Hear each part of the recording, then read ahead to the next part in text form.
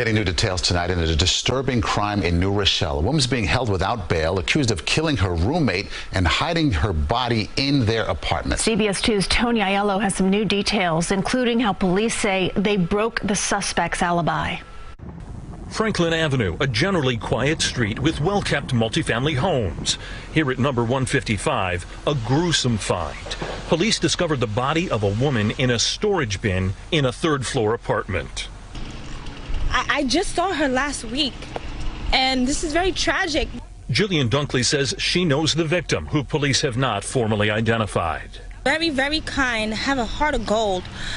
She was just looking for shelter and friendship. The felony complaint details charges against 40-year-old Kenya Tilford, accusing her of suffocating her roommate and then concealing the body for at least a week. Police say last Friday, someone reported seeing the body. A quick investigation led them to Tilford, and she was in custody by that afternoon. According to court documents, Kenya Tilford told New Rochelle police she was out of town last week in Virginia, but police had evidence that was a lie. No one called the police when she stopped being seen. No one reported screams.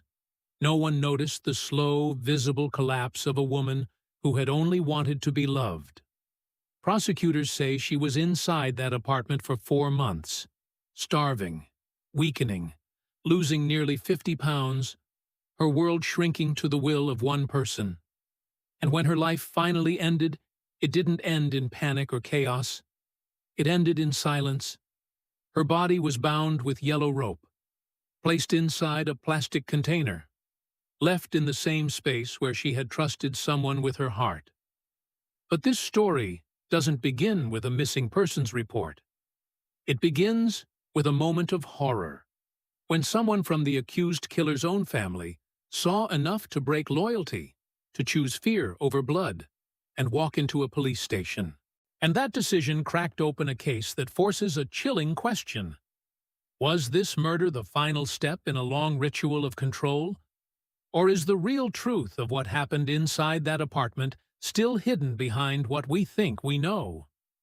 This is Crime Case Examiner, where we move past the headlines and into the psychology, the patterns, and the courtroom truths that most people never see. If you're drawn to true crime that asks uncomfortable questions and refuses easy answers, subscribe now. And while you're watching, tell me in the comments where you're joining from, because this case will stay with you long after the video ends. The stakes in this case are unlike anything this county has seen before. The prosecutors are not simply trying to prove that a woman was killed, they are trying to prove that what happened inside that apartment was a deliberate, prolonged campaign of domination. The first torture murder charge of its kind in Westchester County means the jury is being asked to look at violence not as a moment, but as a method. Months of alleged abuse. A victim whose developmental disabilities made her more dependent on the person she trusted. Digital recordings that, according to the state, captured her at her weakest. And the shadow of other women who say the same pattern touched their lives long before Concetta ever walked through that door. If the prosecution is right, this was not an argument that spiraled out of control. It was a system, and at the center of that system is a young woman who wanted what most people want: independence, stability, and a relationship that made her feel safe. Concetta's life had never been easy. She carried the effects of premature birth and early medical complications into adulthood, navigating the world with limitations that made everyday decisions harder, but not impossible. People who knew her described someone trying to build a life that was her own. Someone who wanted to feel grown, capable, and loved. That desire to belong to someone can be a powerful bond. It can also be a vulnerability. Because the question that hangs over everything is not just how she died. It's whether her need for connection made her the perfect target. The investigation into her death did not begin with flashing lights or a forced entry. It began in a motel room, with a relative of the accused, and a growing sense that something was very, very wrong. He didn't run to police immediately. First, he did something ordinary. He helped her check in. A simple act that, in hindsight, feels loaded with unspoken tension. What had he been told? What had he seen?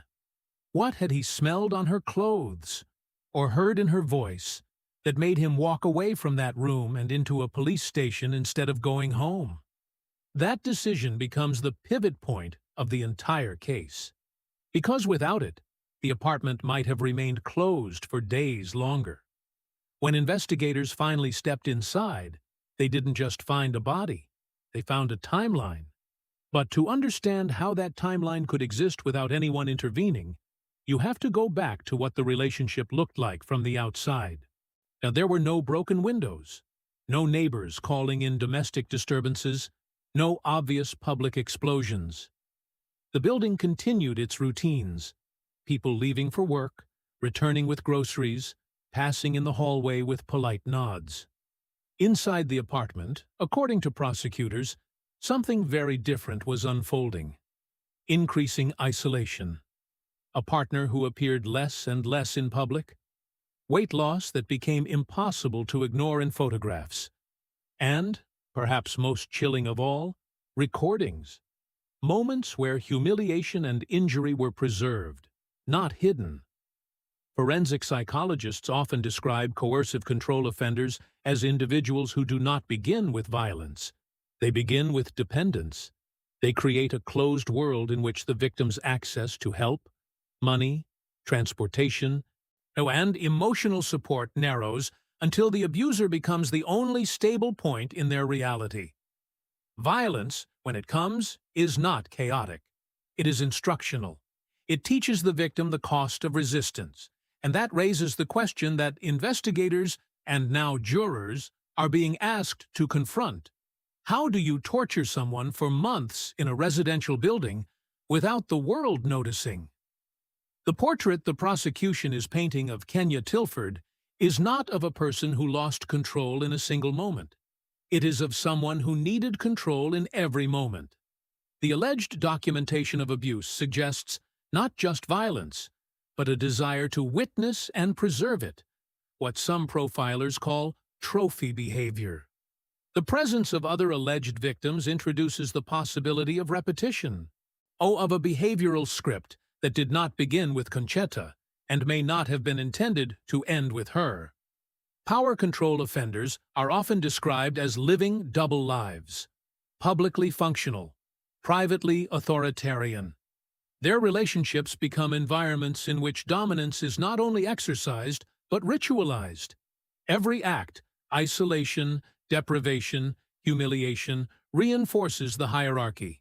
If that framework is accurate, then the killing itself was not the goal. It was the final stage. Because the crime scene tells its own psychological story. Investigators describe the smell first, a detail that always appears in cases where time has been allowed to pass. Then the container, the rope, the condition of the body. A chainsaw in an open box nearby, not yet used but present, as if part of a plan that had not been completed. Cleaning supplies, our protective gear, receipts. This is not just about concealment. It is about what happens after control over a living person is no longer possible. Post-mortem behavior in homicide cases often reveals as much about the offender as the killing itself. Keeping the body in the apartment for 4 days, according to the timeline presented in court, suggests a period in which the offender was still managing the situation, deciding what to do, who to trust, how to maintain the narrative. Control does not end at death for some offenders. It transforms into possession. The body becomes an object to be hidden, moved, altered, the final extension of dominance. Which brings us back to the question that refuses to let go. Why keep her there? Was it panic? A failed plan? An inability to let go? Or something more methodical? The same need to dictate every step that prosecutors say defined the months before the murder? And then there is the human element that no forensic theory can fully explain. The moment a family member sees enough to break. In many violent crime cases, loyalty protects the accused. Here, it became the mechanism that exposed her. That choice suggests that whatever he encountered was not ambiguous. It was not something that could be rationalized away. By the time police opened the container, Concetta had been reduced to evidence.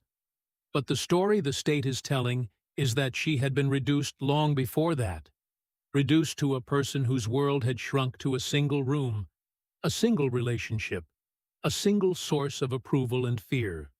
The defense, of course, asks the jury to see something entirely different, to separate emotion from proof, to remember that opening statements are not evidence, that horror is not the same as guilt, and that tension between the visceral reality of what was found and the legal requirement to prove who is responsible becomes the battlefield on which this entire case rests.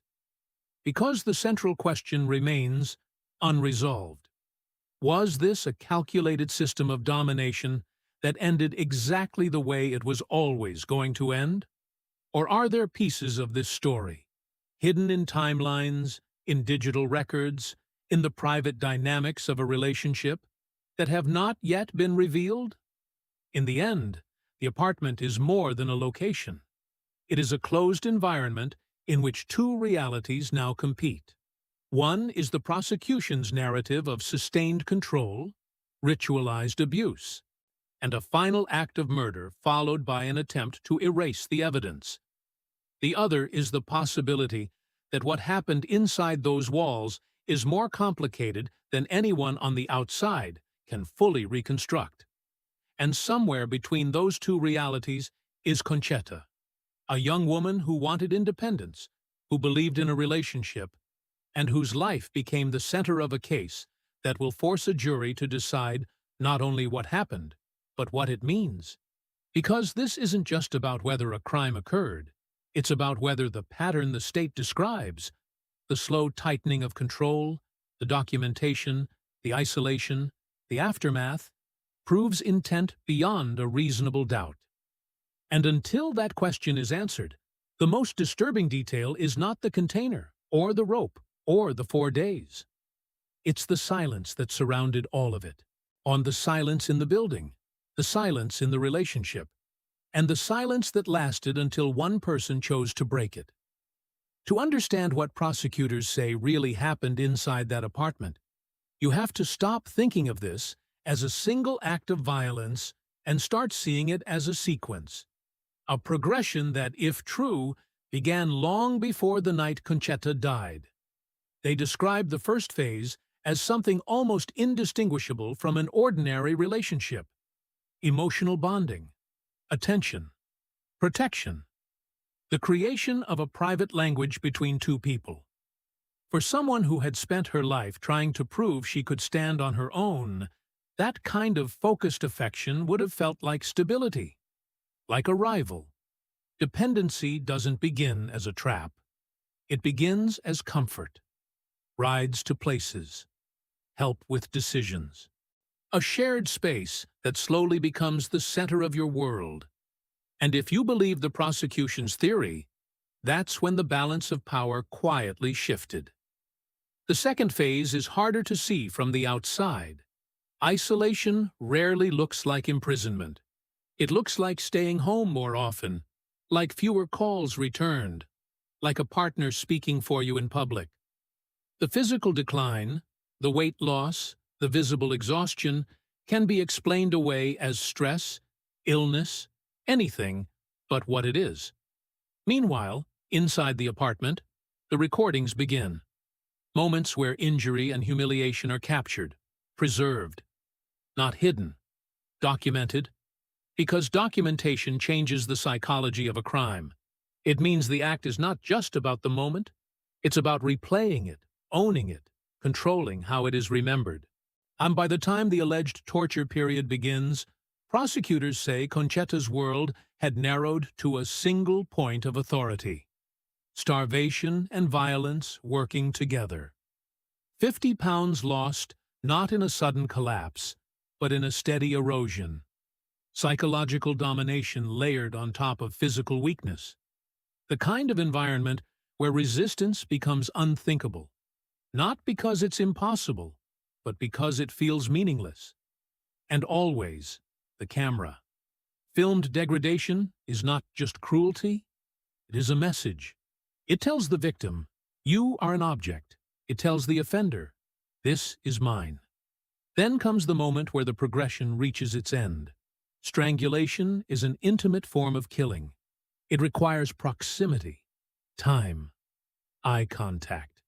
It is, in many cases, the ultimate assertion of control, the ability to decide the exact second another person stops breathing. Prosecutors argue that this was not a loss of control. It was the final expression of it. But if that was the end of the violence, it was not the end of the behavior. Because the timeline continues. The purchases, a chainsaw, bleach, protective gear, suggest planning after death. Or perhaps planning that had existed before and was never carried out. Receipts that place someone in a store. Buying the tools not of a relationship, but of disposal. Attempts to recruit help. Offers of money. The body placed in a container and kept inside the apartment for 4 days. Which brings us back to the question that keeps resurfacing. Was disposal always part of the plan? Or did something happen that forced a change? And because keeping the body there introduces risk. It introduces smell, time, the possibility of discovery. It suggests either a failed attempt to move forward or an inability to let go. And then comes the moment that changes everything. Not a forensic breakthrough, not a surveillance camera, a family member. In many cases, loyalty is the last line of defense for someone accused of a crime. Here, it becomes the first crack in the entire structure. The cousin's decision to go to police reframes the narrative. It suggests that what he encountered was so extreme, so undeniable, that it overrode instinct, history, blood. This wasn't a perfectly hidden crime. It was something that became impossible to carry. And once that door opened, the case transformed from a private reality into a public one. Inside the courtroom, two entirely different versions of the same events now exist. The prosecution's version is a pattern, a behavioral script that began with targeting and ended with murder. They point to the other alleged victims, to the recordings, to the physical evidence, to the vulnerability of the person who died. They ask the jury to see continuity, to see method, to see intent that stretches across months. The defense asks for something else entirely. They ask the jury to separate horror from proof, to remember that opening statements are stories, not evidence, that digital files must be authenticated, that timelines must be precise, that proximity to a body is not the same as responsibility for a death. And they ask the jury to consider whether the narrative of torture has been constructed to meet the legal definition of the most severe charge available. And that brings the central question back again. Are we hearing the full truth, or are we hearing the most compelling version of it? Because trials are not just about what happened. They are about what can be proven. As the case unfolds, the unanswered questions begin to multiply. How many victims were there really? Were the earlier allegations isolated incidents, or do they form a pattern that reveals motive and identity? When did the alleged torture truly begin? Was there a moment when the relationship crossed an invisible line from unhealthy to criminal? And did anyone outside notice? Could someone have intervened? A neighbor who saw the weight loss. A store clerk who noticed repeated purchases. A friend who stopped receiving replies. Or was the isolation so complete that there was no point of entry? And the digital evidence, the recordings that prosecutors say exist, what do they actually show? Context matters. Timing matters. Who is behind the camera matters. The deeper you go into the timeline, the more the case becomes not just about a death, but about the nature of control itself. Because control in its most extreme form does not rely on chains or locked doors. It relies on psychology, on dependency, on the slow redefinition of reality until the victim no longer measures time by days and nights, but by the moods of another person. And in the center of all of it is Concetta, a young woman who wanted what so many people want, to be seen as independent, and to be loved without conditions, to have a place where she belonged. Instead, prosecutors say she became an audience, a captive presence in a private world where her suffering was not only inflicted, but recorded. Now her life is being reconstructed in a courtroom, piece by piece, by people who never met her. And somewhere in Westchester, 12 jurors are being asked to do something almost impossible, to enter that apartment in their minds, to decide whether the sequence presented to them, the targeting, the isolation, the degradation, the killing, the aftermath, forms a single, intentional design, to decide whether this is the county's first proven torture murder, or whether the truth is more fragmented, more uncertain, still hidden in the spaces between testimony and evidence. Because when the trial ends, the apartment will still exist. The building will still have neighbors who once walked past that door. The timeline will still have gaps, and the silence that surrounded Concetta for those 4 months will be replaced by a verdict. A single word that will attempt to define everything that happened inside. Guilty. Or not guilty. But even after that word is spoken, the deeper question will remain. How does a human being lose control over their own life so completely? In a place where everyone else is living theirs as if nothing is wrong? That is the question that lingers. That is the question that follows this case, long after the courtroom empties. And that is the question that began the moment someone chose love and walked into the wrong apartment.